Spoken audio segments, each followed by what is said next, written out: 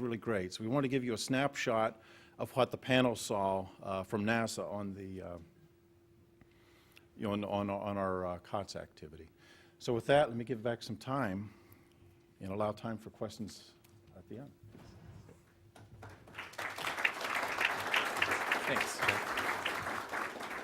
Thank you, Jeff. And we're doing really well on time.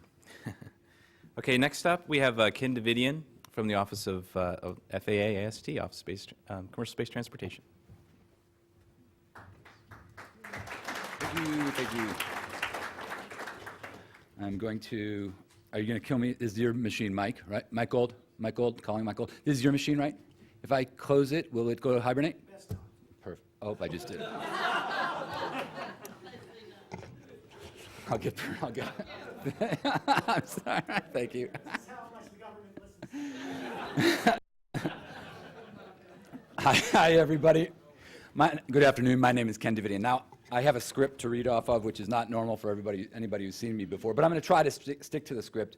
But I'm sure I'm going to deviate a little bit. My name is Ken Davidian, and I'm the program lead for the Encourage, Facilitate, and Promote activities at the FAA's Office of Commercial Space Transportation. Now, here's an ad lib. Basically, that means I'm the cheerleader for the industry. There's a balance in regulation between protecting government interests, public interest, and the industry interests. And so there's this creative tension between basically balancing those interests. And I'm kind of the guy pushing on the protecting the industry interests, but also always, of course, with a eye to safety, and I'll get to that in a minute. Since its inception in 1984, with passage of the Commercial Space Launch Act, our office has been given the dual role of, one, ensuring the public safety during commercial space transportation activities, and two, encouraging, facilitating, and promoting the commercial space transportation industry. At the time the original legislation was passed, the emerging commercial sector consisted only of expendable launch vehicles, but it has since expanded to include reusable launch vehicles, reentry vehicles, and commercial human spaceflight. My comments today will outline two important activities our office is engaged in that are directly applicable to the emerging market of commercial transportation of crew and cargo to low Earth orbit, both in our safety role and our encouragement role.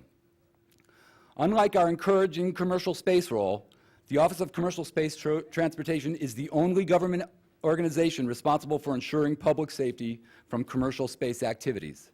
Our office keeps this responsibility for safety at the focal point of all our activities related to writing and interpreting regulations, processing and issuing launch and reentry licenses, and conducting safety inspections. Each of these activities is absolutely critical to ensuring a safe and successful commercial space transportation industry.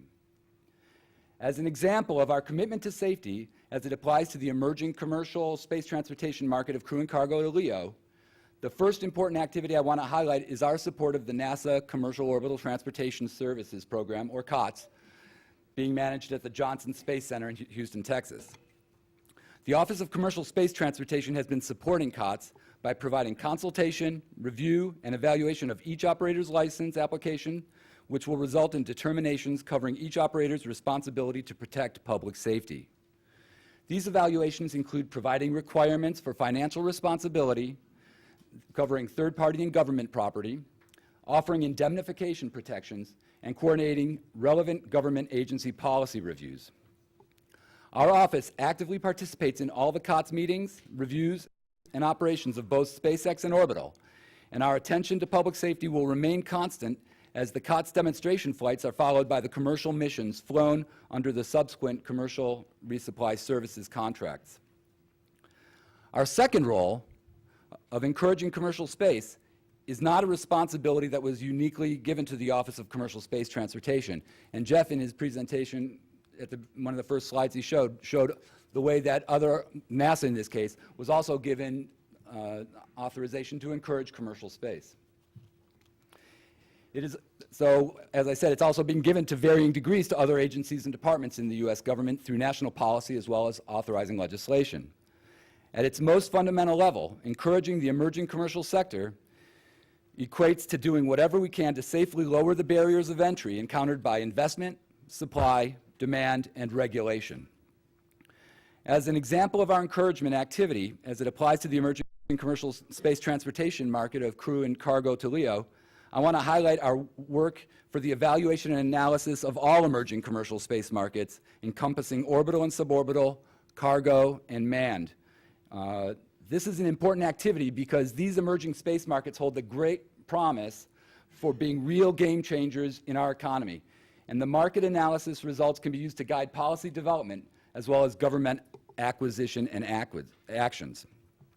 Part of this activity is to discuss and debate strategies of support for the emerging commercial space sector within formal and structured market model frameworks. As with any modeling activity, there are limitations that must be recognized and accounted for, but relevant market models, properly applied to the emerging commercial space industries, can offer a common language to facilitate the discussions, and they may allow government decision makers to better understand how their actions will affect all the involved parties. Just as a simple example, the phrase disruptive innovation was popularized by Clayton Christensen in his best-selling book, The Innovator's Dilemma, dating back to 1997. And if you talk to 5 different engineers or managers today, you'll get 5 different definitions for what disruptive innovations mean. So obviously, unless a formal definition of the phrase is adopted by all members within a given forum, it will have different meanings to different people, leading to misunderstandings and problems. It would be nice to know that people meant the same thing when they used the same phrases without adopting a standard lexicon, at least long enough to hold a meaningful discussion. The quality of the model is brought into question and the value of the discourse is minimized. And let me take a sidetrack here. One of the comments that was made in the previous panel, George Sowers mentioned commercial space, commercial activities. Well, many of the Atlas launches were commercial. And then he went on to talk about true commercial, where you're not recycling government money. And so just what does commercial mean is being a big question that's been talked about within NASA and within the community. So I think, at least for the purposes of structured discussion, we need to talk about what the different terms mean, at least. So once we've all agreed on a common vocabulary and we've moved beyond the initial discussions, exercising the predictive capabilities of models can yield valuable insights that will help government decision makers understand A, what is going on in the commercial sector, B, what the possible impacts of the current governmental actions are, and C, what options exist for future activities that may lead to more desirable outcomes. Because we within the Office of Commercial Space Transportation are convinced that the level of dialogue can be elevated and predictive capabilities can be of great value, we have already begun analyzing the emerging commercial space transportation markets using available models, and we look forward to organizing and participating in future presentations and forums at which these concepts can be discussed and deliberated. In conclusion, the important role that the commercial sector is currently playing and will continue to play in existing and emerging space markets is easily defensible to the point of being almost indisputable. The Office of Commercial Space Transportation is participating in the evolution of these markets through our active involvement in the COTS program, which will naturally lead to the commercial resupply services contracted flights, and also through our market modeling and analysis activities. These emerging commercial space markets will undoubtedly contribute in a significant way to America's economic competitiveness in the future, and that is why the FAA Office of Commercial Space Transportation is working as hard as possible to ensure public safety, as well as to encourage, facilitate, and promote, all with the goal of ensuring a safe and successful commercial space transportation industry. Thank you very much.